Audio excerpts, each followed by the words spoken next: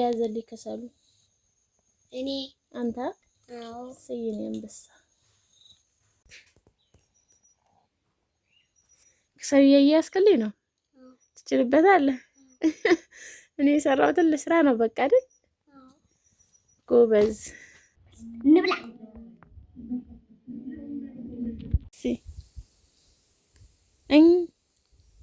ገሚጥ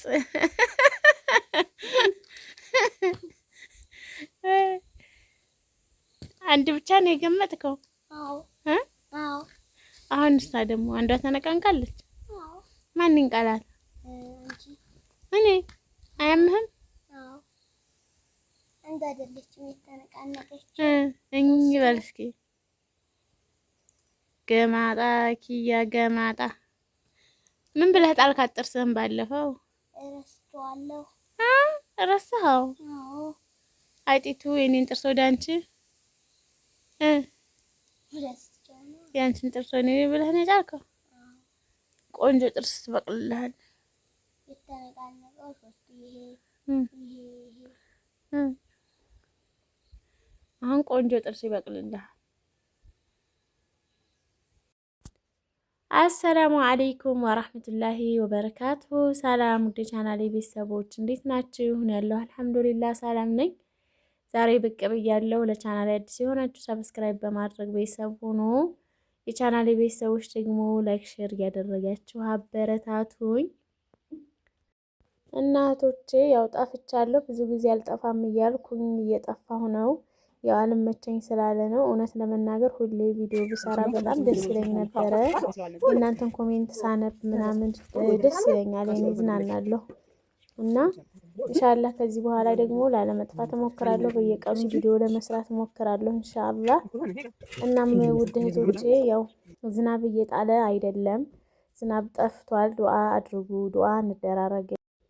ዛሬ አንዳንድ እህቶች በውስጥ የመጡ የሚጠይቁኝ ጥያቄ ስላለ እስኪ በዚሁ አጋጣሚ ለአንዳንድ ልጆች የሚጠቅማቸው ይሆናል ብዬ ስላሰብኩ በዚህ መጥቻለሁ። እስከ ቪዲዮ የመጨረሻ ድረስ አብራችሁን ቆዩ። ቪዲዮውን ደግሞ ስትጀምሩ ላይክ ማድረጋችሁን አትርሱ። በዚህ ጉዳይ ከዚህም በፊት ብዙ ጊዜ ቪዲዮ ሰርቼበታለሁ እና ምን መሰላችሁ፣ ሀገር ልንገባ ነው፣ እስኪ ምን አይነት ሀሳብ ሰጭናለሽ የሚል ጥያቄ ነው ብዙ ልጆች የሚጠይቁኝ። መስሪያ ብር ይዘናል፣ ቤት አለን፣ እቃችን ተሟልቷል፣ ግን እንዴት ብለን ቆርጠን እንምጣ? ውስጣችን ተጨነቀ፣ ፈራን። እንምጣ ስንላቸው ቤተሰብ ሁሉ ሳይቀር አትምጡ፣ ኑሮ ተወዷል ነው የሚሉን። ሁሉንም ሰው ስናማክር፣ ብዙ ሰው ስንጠይቅ ኑሮ ተወዶ እኛ ራሱ ከዚህ መውጫ ባገኘን እንዴት እናንተ እንምጣ ትላላችሁ? አርፋችሁ እዛው ስሩ፣ ኑሮ ተወዷል፣ መኖር አይቻልም ኢትዮጵያ ውስጥ እያሉ ነው መከራ የሚያወሩብን። እኛ ደግሞ ይሄንን ሲሉን ተጨነቅን፣ በቃ በሀሳብ ብዛት ታመምን የምትሉ ልጆች ናችሁ፣ ብዙ ልጆች የምትጠይቁኝ ማለት ነው። እና እህቶቼ ከዚህም በፊት በዚህ ጉዳይ ተናግሬያለሁ ብያቸዋለሁ፣ ቪዲዮ ሰርቻለሁ። ቪዲዮውን ያያችሁት አያችሁት፣ ያላያችሁትም ደግሞ ዛሬም በድጋሚ እኔ ከራሴ ተሞክሮ አንዳንድ ነገር ልላችሁ ፈልጋለሁ። የብዙዎቻችሁ ጥያቄ ስለሆነ ነው ይሄ። ጭንቀታችሁ ይገባኛል፣ ምክንያቱም እኔም የነበርኩበትና ያለፍኩበት ነገር ስለሆነ ማለት ነው። ሀገር መግባት ብለን ስናስብ እንጨነቃለን። እና ኢትዮጵያ ያለ ሰው ከስንት አንድ ነው እንጂ ኑ ቶሎ፣ ጊዜያችሁ ባከነ፣ እድሜያችሁ ሄደ፣ የራሳችሁን ኑሮ ኑሩ፣ አግብታችሁ ውለዱ ኑ የሚላችሁ ሰው የለም። ከስንት አንድ ነው እንጂ። ስለዚህ ለራሳችሁ ራሳችሁ ናችሁ ማወቅ ያለባችሁ።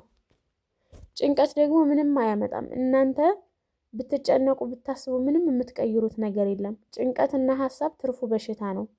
ምንም በቃ ለዚች ለዱንያ እንደው ምን ያህል አመት ልንኖር? 1000 ዓመት አንኖር። ለምንድን ነው ይሄን ያህል የምትጨነቁት? ተጨነቃችሁ ትርፋችሁ በሽታ ነው የሚሆነው። ሁሉንም ነገር ለአላህ ነው መተው ያለባችሁ። በቀላሉ በእኔ ብዙ ነገር መማር ትችላላችሁ። ስለኔ ከዚህም በፊት ብዙ ነገር ብያችኋለሁ። እኔ ሀገር ልገባ ስል ገብቼ ራሱ እዚሁ እኔ ራሴ ቤት እየመጡ አንቺ መሬት የለሽ፣ ገበሬ አርሶ የሚያመጣልሽ እህል የለሽ፣ ወይ ደግሞ የገዛሽው መሬት የለሽ፣ ቤት ብቻ ያኖራል እንዴ? እንዴት ትመጫለሽ? በዚህ እንኳን ግማሹ ሰርቪስ ሳሰሪ ይሉኛል፣ ግማሾቹ ደግሞ ለእህል የሚሆን መሬት ሳትገዢ ይሉኛል። እማይሉኝ የለም ውድ እህቶቼ። ሰው ብዙ አስተያየት ነው የሚሰጣችሁ። እዛም ሆናችሁ እንዳትመጡ ነው፣ ስትመጡም ደግሞ ለምን መጣችሁ መልሳችሁ ሄዱ ሁሉም ይሏችኋሉ። የሰው ወሬ መስማታችሁን ካላቆማችሁ በቃ ተረጋግታችሁ መኖር አትችሉም። እናንተ ለሰው ባማከራችሁ ቁጥር ደግሞ በራሳችሁ መወሰን እንዳትችሉ ነው የምትሆኑት።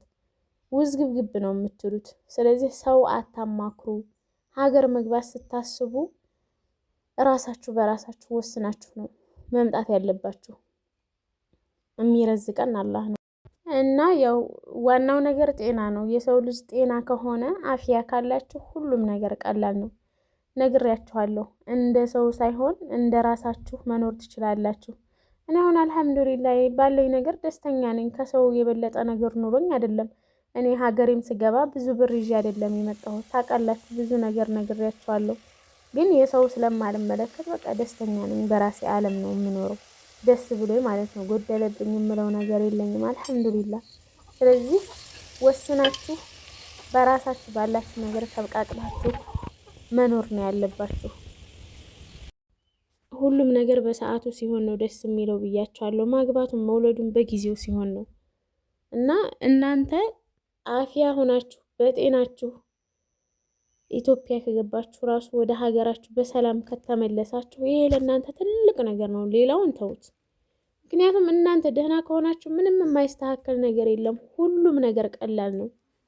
እኔ እንኳን እኔ ኢትዮጵያ ከመጣሁ ጀምሮ እዚሁ ሀይቅ ውስጥ ስንት ልጆች ታመው የመጡ ልጆች አውቃለሁኝ።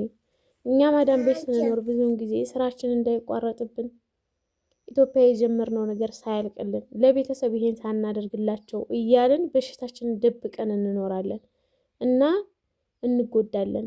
ከዛ ሕክምናም ቢባል እስከ ዛሬ የሰራነው ብር አያሳክመንም። ብዙ ልጆች አሉ ታመው የመጡ ልጆች ማለት ነው። አንዷ አሁን ጥቁር አንበሳ ሄዳለች ኦፕሬሽን ልትደረግ እና ከሁሉም ነገር የሚቀድመው አፍያ ነው። ለሌላ ነገር አትሰቡ። ሁሉም ነገር ቀላል ነው። ዱንያ ነው። ይህን ያህል አትጨነቁ፣ አታስቡ ነው የምላችሁ እና በቀላሉ በእኔ ብዙ ነገር መማር ትችላላችሁ ብያችኋለሁ። በአቅማችሁ መኖር ትችላላችሁ። ኢትዮጵያ መጣችሁ አይዟችሁ፣ እርቧችሁ አይውልም አያድርም። ምንም ሳትበሉ ውላችሁ አታድሩ። እኔ ኢትዮጵያ ስገባ ስራ መስሪያ ብር ይዤ ምናምን አይደለም፣ ነግሬያችኋለሁ። በቃ ምንም ቢሆን ባጣ ልጄ ጋር ቆሎ ቆርጥሜ እኖራለሁ ብዬ ነው እርግፍግፍ አድርጌ ጥዬው የመጣሁት ማለት ነው። አንደኛ ነገር ልጄ ከዚህ በላይ እንድሰቃይ አልፈለኩም። ሁለተኛ ነገር ደግሞ እኔም ደክሞኛል፣ በቃ አቅም አጥቻለሁ። በጣም ብዙ ጊዜ ነው እኔ አረብ ሀገር የተመላለስኩት ብያችኋለሁ። ለዛም ሁሉንም ትቼው መጥቻለሁ። ግን አላህ ጥሎ አልጣለኝም እና ያው ዛሬ እንግዲህ የምላችሁ ነገር ቢኖር ይሄ ነው። ቪዲዮ ከጠቀማችሁ ላይክ፣ ሼር አድርጉት። በሌላ በአዲስ ቪዲዮ እስከምመጣ መልካም ጊዜ ወዶች